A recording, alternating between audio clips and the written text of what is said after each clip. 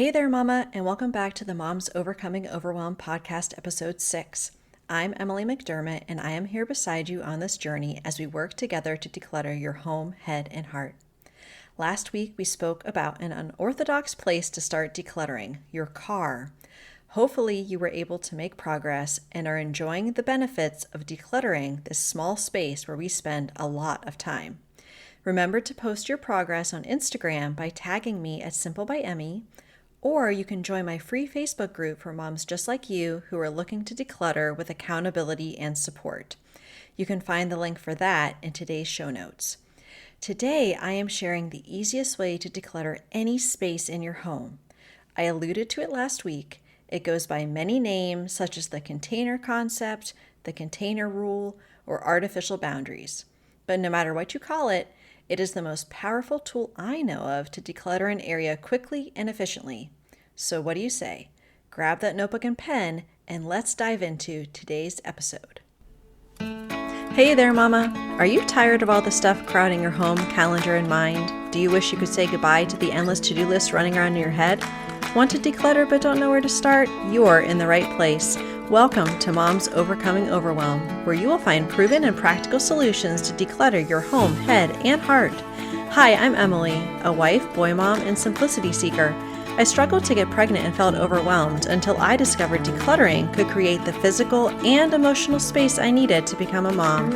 Now, 2 kids later, I've transformed my life and motherhood by developing simple systems around decluttering, capsule wardrobes, kid stuff, cleaning and tidying, meal planning, time management, and more, and I can't wait to share them with you. If you're ready to reclaim the time and energy you crave, be present with your kids, and finally enjoy the life and motherhood you so deserve, let's kick overwhelm to the curb, shall we? Grab your lukewarm coffee, your notebook and pen, and clear off some counter space. Let's do this. Since we already spoke about the car, you may be wondering where to focus on next in your decluttering journey. I mentioned this in episode 5 briefly, but the bathroom is another excellent place to begin. Why? For the reasons we spoke about in episode 4. The bathroom doesn't usually have a lot of items that hold sentimental value for us, so it's easier to make decisions. And we are all about flexing those decision-making muscles so we can get stronger and be able to move on to the items that are a little more tricky. So today, I'm going to talk to you about a powerful concept that can make decluttering so much easier for you. And we are going to walk through the example of decluttering your bathroom and a bookshelf together so you can get an idea of how it might work in real life. If you are listening to this podcast and want to declutter your home, chances are that your home is large enough to hold more than just what you need, and even what you need and love. Am I right? It is a blessing to have more space than we need, and oftentimes it's easy to forget that when you're drowning in clutter and feel like, oh, if only I had a bigger house, I would feel better. But, my dear friend, chances are you don't need a bigger house, you just have too much stuff. So, if we have enough space to have what we need, what we love, and also all the stuff we don't really use or need but hang on to anyway, what is our motivation to declutter? What's the harm in having extra stuff if we have the room for it? Well, as we will talk about in a future episode, clutter is not neutral. It has a negative impact on your physical, mental, and emotional health, and the health of our kids. We were not designed to thrive in an environment that is overflowing with stuff, even if we have the square footage in our homes to support it. What we need to do is to create artificial boundaries around our stuff and decide on how to contain our stuff in a way that is not cluttered. One of my favorite quotes is from Francine J. Your home is living space, not storage space. Rooms are to be lived in and enjoyed, not closed off because they are overflowing with stuff and you want to ignore it. If you and your family are unable to enjoy the space you have in your home because it's so cluttered, I would highly recommend that you use this container concept to your advantage. One super practical decluttering book that I would recommend is Decluttering at the Speed of Life by Dana K. White. She describes the container concept this way, quote, used properly, containers are limits. They keep clutter from spreading. They keep stuff under proper control, by preventing and limiting the expansion of that stuff, end quote. When we decide that a shelf, a bin, a drawer, or something like that is to be used for a certain thing, then we can limit the things to that specific container. Alert, alert! I am not telling you to go to the container store and buy all the bins you can find. In fact, I will never recommend going to the container store. Likely you have containers in your home that you can use, or you can check with neighbors or friends to see if anyone has extra shoe boxes or small Amazon boxes they aren't using. Chances are they probably do. Now that you understand the power of containers and artificial boundaries, we are going to declutter the medicine cabinet of the bathroom together in just a few easy steps. Are you ready? Let's get started. Step number 1, open the medicine cabinet slowly, in case you have stuff literally falling out, and take everything out. Since some bathrooms may be smaller than others, you may want to move everything to a countertop in another room where you can spread everything out without it falling onto the floor. Step number 2, go back into the bathroom and wipe down the shelves of the medicine cabinet quickly. Step number 3, pick up each item and check the expiration dates and the condition of the item.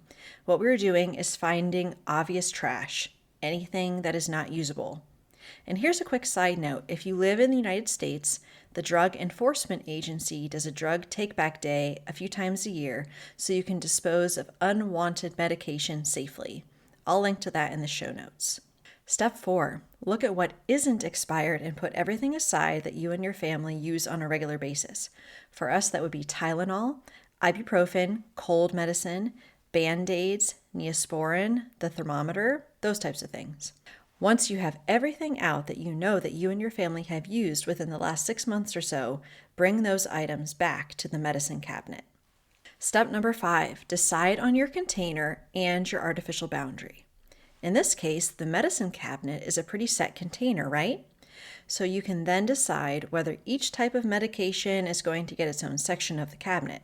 Maybe this depends on the shelf height or other factors, or maybe you don't care whether the medicine cabinet is organized in a certain way. Remember, it's about what matters to you. So put everything back that you use regularly and see what space is left.